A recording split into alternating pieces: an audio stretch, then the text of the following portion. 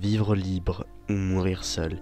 Existe-t-il une meilleure phrase pour décrire qui était Spartacus, son histoire, son destin? Un homme dont la vie dresse encore aujourd'hui de nombreux mystères, mais qui continue malgré tout à faire vivre sa légende. Mais qui était vraiment Spartacus? Un guerrier sanguinaire? Un puissant gladiateur? Un mythe manipulé par l'histoire?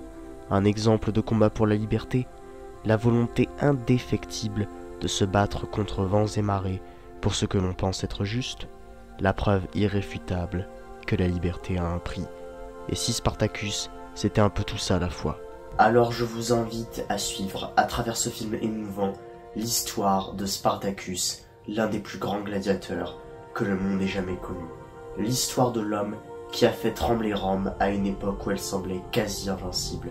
L'histoire de l'homme qui a su s'affranchir de sa condition contre tous et contre toutes les prédictions. L'histoire de l'homme qui a mené des milliers d'esclaves à la révolte contre l'oppresseur romain. L'histoire de l'homme qui préféra vivre libre ou mourir seul. C'est Adrien Analyste, votre analyste d'histoire, et c'est parti.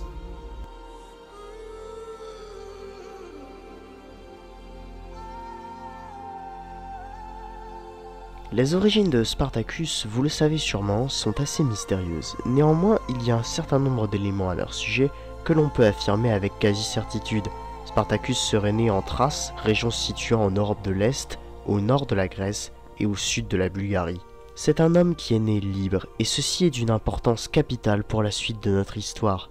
Spartacus et sa tribu vivent alors paisiblement en Thrace. Mais à côté de tout ça, l'expansion de la République romaine devient de plus en plus dangereuse. La tribu de Spartacus est obligée de se soumettre à Rome. Spartacus perd alors ses privilèges d'aristocrate, mais aussi sa liberté et tous ses pouvoirs. Il devient auxiliaire dans l'armée romaine, ce qui correspond aux soldats les moins gradés, les moins importants et les moins prestigieux. En un très court laps de temps, il passe d'une personne extrêmement importante à un moins que rien. En moins 87, il est enrôlé de force dans l'armée romaine pour aller mener une guerre contre le royaume du Pont, en actuelle Turquie. À ce moment-là de sa vie, Spartacus a une haine totale envers Rome qui lui a tout pris. Impossible pour lui de servir la République dans ses ambitions militaires.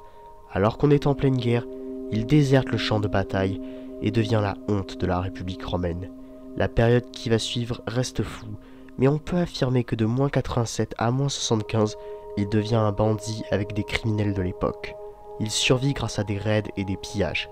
Il va mener cette vie de malfrat pendant près de 12 ans, jusqu'en moins 75 où il est arrêté et devient esclave pour Rome. Une nouvelle fois, il perd sa liberté.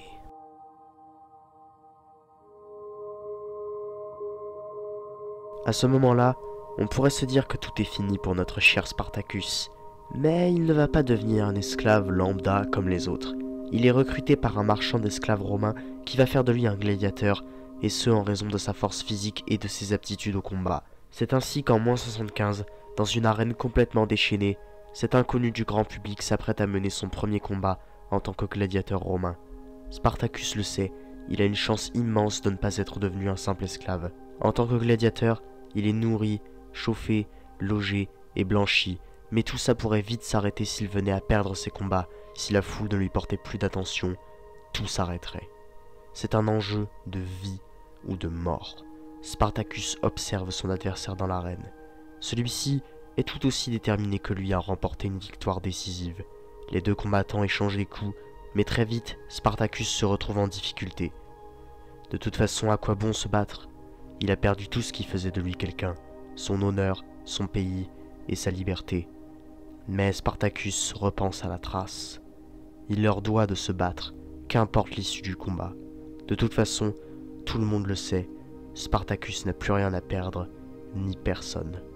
C'est ainsi que dans un élan de rage et de motivation, il assène des coups à son adversaire et finit par remporter le combat sous les acclamations de la foule. Un grand gladiateur est né. Par la suite, il se fait à sa nouvelle vie de gladiateur et remporte énormément de combats. Durant les 2 années qui vont suivre, il va écrire sa légende dans son école de gladiateur. Mais après 2 ans, il se rend vite compte qu'il partage avec beaucoup d'autres esclaves une même envie, celle de redevenir libre.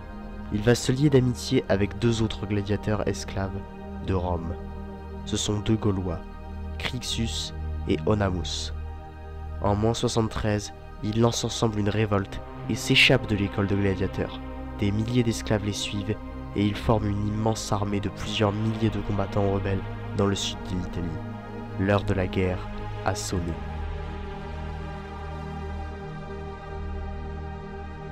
Le Sénat est informé qu'il y a eu une révolte d'esclaves dans le sud de l'Italie, mais n'y prennent pas vraiment attention. La République a des affaires plus importantes à gérer. Le Sénat envoie donc une petite armée d'à peine 3000 hommes pour battre Spartacus et ses forces. Les rebelles sont installés au pied du Vésuve, oui, le volcan. Mais arrivés là-bas, les 3000 soldats romains ne s'attendaient pas à ce qui allait leur arriver. Ils se font totalement pulvériser par l'armée de Spartacus, qui a pris un avantage stratégique et militaire sérieux.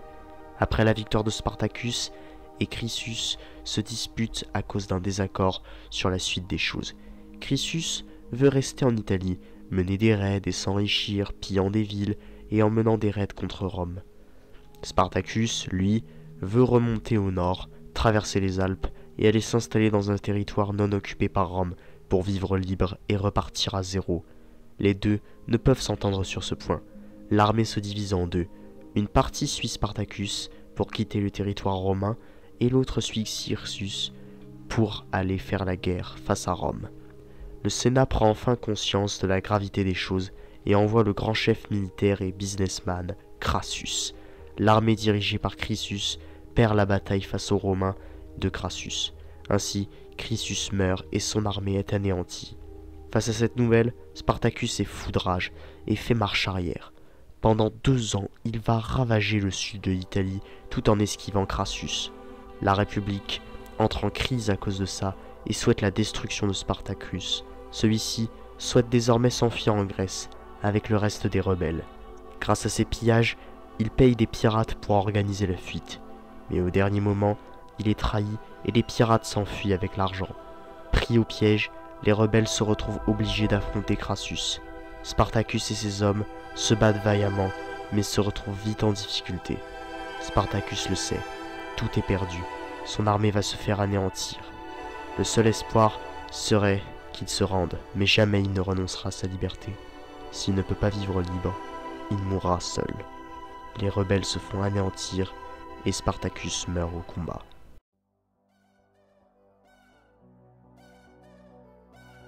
Les siècles d'après, Spartacus et les rebelles tomberont dans l'oubli.